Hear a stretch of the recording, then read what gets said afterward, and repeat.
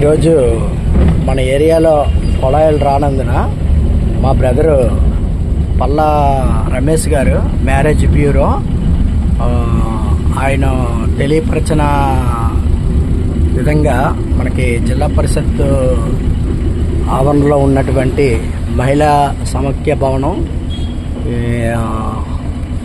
ఇది physical handicapped welfare association, వీళ్ళకి మంచినీళ్ళకి కొంచెం ఇబ్బంది కారణంతో మనకి గ్రూప్ సభ్యులు అయినటువంటి అన్ని